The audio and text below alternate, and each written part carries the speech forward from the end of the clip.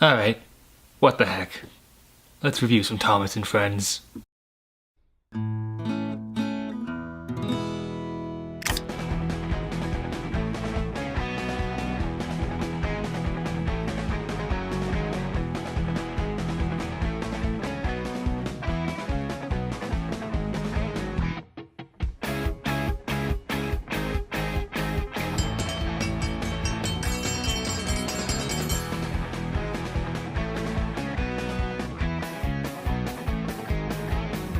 How they hanging down, no dudes? It's me, the Media Raptor, and welcome back to the Media Raptor Reviews. Not just that, reaction and review with the Media Raptor.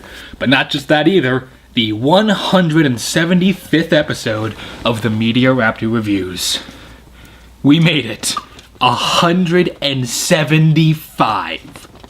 Nice. Now you're probably expecting me to give some big speech about how I'm so thankful you've all brought me this far, and don't get me wrong. You guys are the only reason this channel exists. Well, that and my love of movies. But I do it for you guys. All of you who comment, all of you who watch, all of you who like, who subscribe. Thank you all so much. I know it's the most cliched thing to say, but you guys keep me going. So you know what? What are we going to do for episode 175? Well, I wanted to leave that up to you guys. I wanted the fans, the Dino Dudes, to dictate what I was going to do for the 175th episode. I wish I hadn't. I want to know why? Because I am covering the most requested movie in the history of the Media Raptor Reviews. Nobody has ever asked me what my thoughts on Justice League were, on what the Emoji Movie were, on Black Panther, on Dunkirk, on the female Ghostbusters movie. Nobody cared about that. What they wanted to see was me watch a movie that ruined my childhood. They wanted me to keep watching movies in a franchise that actively annoyed me and even angered me. So you know what? For the 175th episode, we're going back to that dumpster fire, and we're taking a look at Thomas and Friends, Sodor's Legend of the Lost Treasure. That title is way too long. Yeah, this is the most requested episode, and because of that, you guys, I'm going to give some shoutouts. To Muffin Lover, Green Engine 2002, Deku Nut Kid, and Miles Wade, they requested it by name. And I know it's only four requests, but they're the ones who actively came out and said, "We watch this one." Thank you to you guys. To the dozens of you who commented, "Watch more Thomas and Friends." This one's for you. If I didn't mention your name, I'm so sorry, but these are the ones I could find using the YouTube comment search. I'm sorry. But yeah, you guys have been requesting it. I've been procrastinating it. Let's get around to watching it. It's Thomas and Friends, Legend of the Lost Treasure. Read up the back real quick. There's one line in particular that interests me. Join Thomas and Friends in this explosive movie adventure. Does that mean they're all going to explode and die and I'll be able to leave early? Please? It's 68 minutes. I don't want to waste that long. But you guys, I have been told by quite a few people. Green Engine 2002 wrote that if I'm going to do another Thomas and Friends review, and this was a year ago when I did... Wait a minute. I did Misty Island Rescue a year ago? Okay, that is a lot older than I thought. Wow. Sorry it took this long. That Legend of the Lost Treasure is arguably the best Thomas special made. That bar is pretty low, so it could be. I've been told by Muffin Lover it's action-packed and entertaining. Here's the thing. I'm really hoping this one's good. It's the 175th episode. It could be good, it could be bad. I'm hoping it's at least somewhat entertaining and I get some good reactions. The thing is, I want to like these movies, even just as good kids' movies. But this one? Well, look at the cover. Normally, if you're expecting me to say the cover looks like garbage, quite the opposite. The cover actually looks quite interesting. We got a pirate ship, a tidal wave, and treasure. And if I was a kid, I'd be pretty excited as to what this movie was about. The back, it seems at least kind of interesting. Two new characters, Ryan and Skiff. Not totally excited about that, especially because one of them has the same name as my best friend, and if I hate this movie, I might retroactively hate him a little bit. But who knows? Maybe this is the one. Maybe this is the movie or the thing that finally makes me kind of enjoy this reboot, or whatever it is, or Americanization. But we're only going to find out one way, you guys. And as much as I don't want to, it's time to. It's time to kick back, relax, and check out Thomas and Friends, Sodor's Legend of the Lost Treasure, the movie. That title is way too long.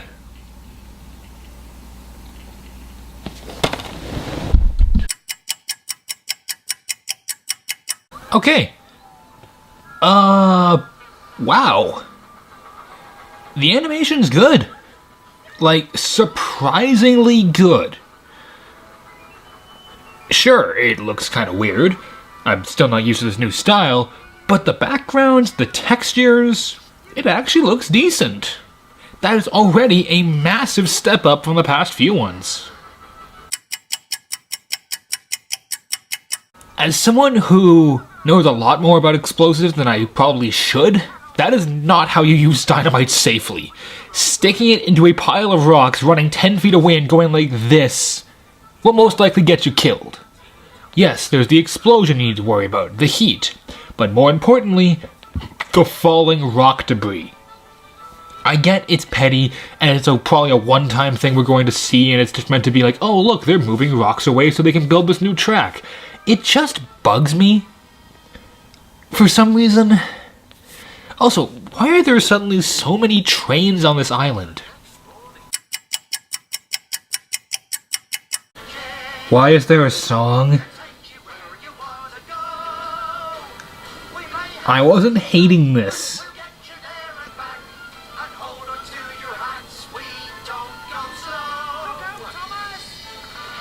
I genuinely... What the heck? This is turning into some Big Lebowski stuff.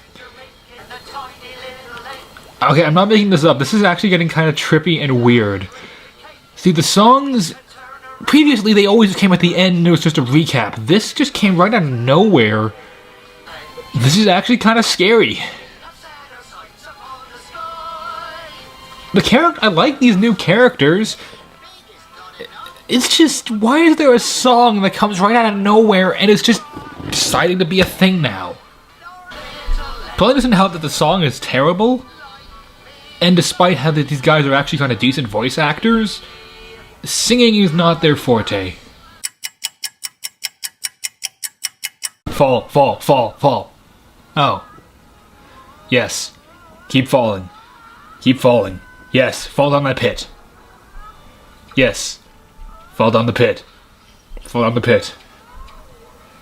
Yes. Fall. Please end. Please fall. Please. Just let me go. I don't want to keep watching this.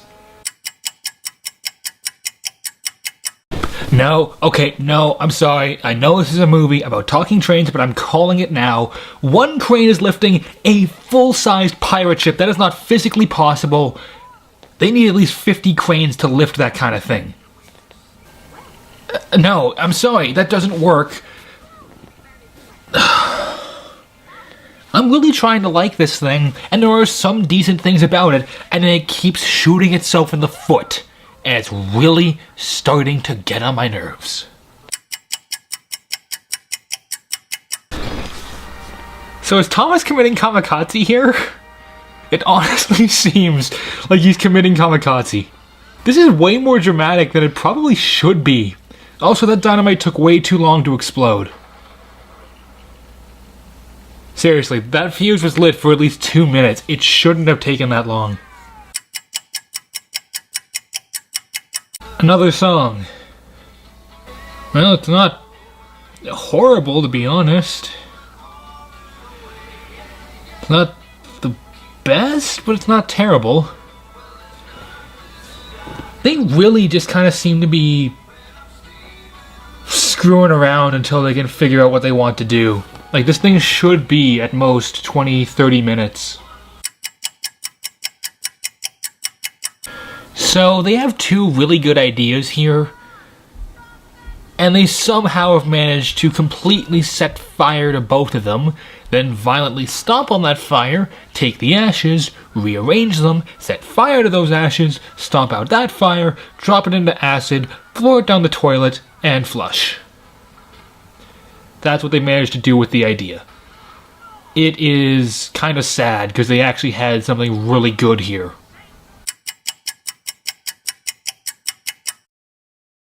And so we end on a pretty bad musical number, to be honest. It's just reusing one of the songs from earlier, and it's pretty bad. It was fine when it was like 30 seconds, but this is like it's been going on for like a minute now. It really isn't that good. Well, at least the movie's almost over. Or I think it is. Please be over. Yeah, it's over. So, that was Sodor's Legend of the Lost Treasure. It didn't suck. Yeah, I'm surprised. Let me check the disc and I'll talk about it. I'm gonna be honest. It wasn't Misty Island Rescue. It wasn't Day of the Diesels. But it still wasn't good. That being said, there are some things that are actually okay about it. Some things that are actually kind of decent. But the biggest problem is the writing. It still is, and it's still something I need to talk about. The thing is, they seemed like they had 2 or 3 ideas in here for a story. And all 3 of them were pretty decent. One of them was kind of a rehash of the whole, of like what the old episode with Salty was. I don't even remember the moral, aside from don't judge people based on who they are. There was that. There was a story about searching for a treasure, which could have been its own thing. But there was also one in here that I think was actually pretty decent. That was about take pride in your work, no matter how little it is. It will mean something in the end. So no matter what happens, you always gotta work hard and do your best. That's actually a pretty decent story. That's a pretty decent moral for a kid's show. It's one I think is actually kind of important, because no matter what job you do, give it your all, and it will help in the greater end, I guess, and it will always have some form of a good ending to it. Work hard and you will be rewarded eventually. It's a good message. Doesn't help that the main character, that Thomas, is an absolute idiot and kind of a jerk for 90%, for like literally up until the last 5 minutes, where he suddenly switches because the plot demanded it. That's kind of been a thing across all of these movies, though, is Thomas has for some reason become a total jerk. Yes, he wasn't perfect in the old show, but he wasn't an idiot either. He was always the voice of reason. He was usually the level-headed one. He was usually the guy who did his best to do good things. Bad things would happen, he'd learn from them, and in the end, everyone was okay. Here, he's actively a jerk, actively mean to people, and in the end, yeah, he does kind of have his whole, yeah, I'm sorry, I was wrong, but it just kind of comes out of nowhere. Now, the thing is, he doesn't get away with it like he did in Day of the Diesel, so there actually are consequences for a change. And there isn't blatant racism either, so that's pretty good. But yeah, Sir Topham Hatt is no longer a complete idiot like he was in the other ones. He actually takes responsibility, he tries to make a change, and he actually does kind of punish Thomas. But then it gets to scenes where he doesn't understand that it looks like one thing, but it's not the other, and nobody says anything, because forbid they ever just say, you know, that's not what happened actually, we just saw what happened. Thomas saved that dude's life, even though it did look like he tried to murder him. So the moral is messed up, the plot is pretty inconsistent, the pacing is pretty bad. It takes them almost 20 minutes in a 60-minute movie to find this pirate ship that starts the Legend of the Lost Treasure. Nearly 20 minutes. If I was a kid watching this, I would be bored out of my mind in that first 20 minutes probably. Well, probably not me, because I loved Thomas so much as a kid, but most kids are probably going to be pretty bored by it. They have to get to that plot sooner. Because, yes, kids' movies and shows can take a while to get going. I get that. This is meant for the little kids. This has to get its point across fast, otherwise they're going to lose interest, they're going to lose focus. You ever try to keep a kid's focus for a long period of time? It's surprisingly harder than it sounds. But, that being said, there are some good things. A bunch of the new characters are actually pretty likable. They're decent. They have good messages. Like I mentioned, there's Dan and the 2 other guys. They're like mini engines. They have the message of, hey, just because we're small doesn't mean we don't do good work. Always take pride in whatever you do. Like, everyone plays a part. That's a good message. I like them as characters. They're decent. They're nice. There's not really any... there's one joke that actually kind of did get a little bit of a laugh out of me. And that's just when Sailor John, the villain, he's hiding at one point and he goes like this in front of a supermodel with a beach ball and a poster. It was just kind of funny. It was just a sight gag that kind of worked, actually. But that being said, nothing else really does. Well, plot-wise, it just sort of seems to go along until partway through they seem to completely shift focus from this first idea to move on to something totally new. This could have been an entire thing about Thomas and Ryan becoming friends. That being said, what happened to all his other friends? Gordon, James, Henry, Percy, Toby, Mavis, Salty, they all kind of appear briefly. Percy doesn't actually, surprisingly. But they all get like 1 or 2 lines. That's it. You know, what? Why do they keep introducing new characters when they already have so many? This is just a personal thing more than anything, but I do feel it's worth mentioning. They keep adding these new characters, and some of them are terrible. Marion, the first time I saw her was in Dinos and Discoveries. She is so annoying because she is so stupid. It's just obnoxious, and the thing is, I hate saying that because the voice actress is surprisingly good. And I'll get to that in a minute, but I don't want to hate on someone's work when it's clear they're having fun with it, when they're giving it their all, but it's so annoying. It's written so badly that even kids are going to be annoyed by it. It's not going to be entertaining to kids. If anything, kids are going to get annoyed even faster than I did, and I got annoyed pretty fast. The villain, the antagonist, Sailor John, sure, he just sort of shows up partway through and he's looking for the treasure. Okay. Has the message, yeah, don't steal. No, duh, I don't think even kids are that stupid. Because I'm pretty sure they've already seen a cartoon with the message about not stealing or being honest before. But here, he takes it up a notch as he openly attempts to murder Thomas. I'm gonna give them points for that. There are a couple scenes where they actually nearly murder somebody. And it actually is surprisingly well done. Kind of. For this series. It's pretty bad, to be honest. But for this series, it's actually surprisingly well done. If I'm being honest, this is probably the best one I've seen. This is probably the best one of these movies I've sat through. Am I going to ban them from this series? No. People love it when I watch them. If you guys know any other ones, let me know. I'll get around to them eventually. But, yeah, they're pretty bad, man. They're just... It's okay, to be honest. It really annoyed me a lot for a lot of personal reasons. Like, you know, the characters are so dumb, and Thomas is acting so uncharacteristically, and I hate the cliche of, it looks like one thing, but it's clearly another, and nobody takes 10 seconds to say, you know, this is actually what happened. That just annoys me. But, if I'm being honest, it doesn't have problems like I did with Day of the Diesels, or Misty Island Rescue. There aren't characters that say one thing over and over and over, even when grammatically it doesn't work. There aren't characters who are openly racist or make the stupidest decisions. There aren't characters who are mean and then don't get any form of comeuppance for it, with a bad message for kids about bullying. It's at least competently written. I have to give it that. Doesn't mean it's good, it means it's not garbage. So it at least saves itself there. And to be honest, the voice acting's always been okay throughout these, and here it's no different. The actors really do give it a shot. They don't give it 100%, but they certainly give it more than 10%. They're decent, you know, no one's really memorable. Like I mentioned with Marion, though, they do their best even when the script calls for them to say something really stupid or something really dumb. They're always willing to at least try, and I can't fault them on that. In fact, I hate being so harsh to this movie because the actors at least tried. The writers at least tried. The animation is probably the best part of this entire movie.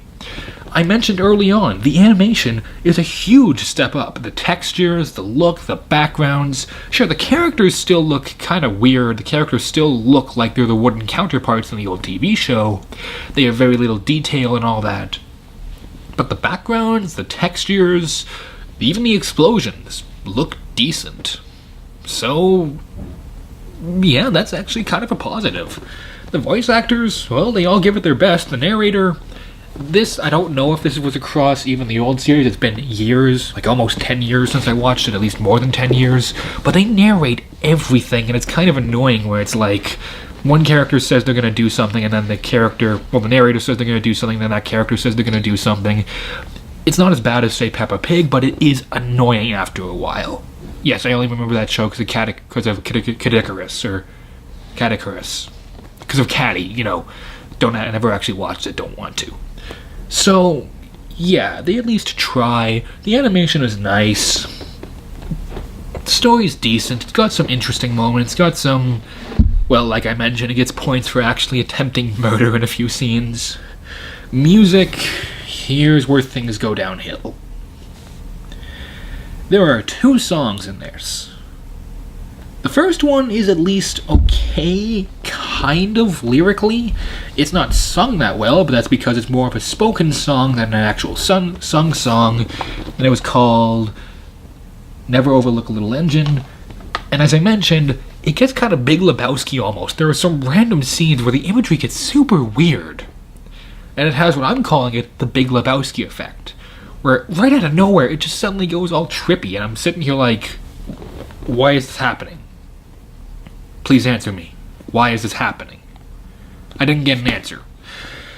So, yeah. There's that one. And then there's We Make a Team, which I have no idea what they were trying to do with that song. But it's short. So, it's bad, though. Really, other than that, the audio mixing is fine. The syncing is fine. The rest of the background music is fine. When it gets down to it, can I recommend Legend of the Lost Treasure? Yes, if you have young kids. If you have little kids, put it on. They may like it, they might not. To be honest, this thing is going to scrape by with 1.5 Raptor claws out of 4. It's the best I've seen so far.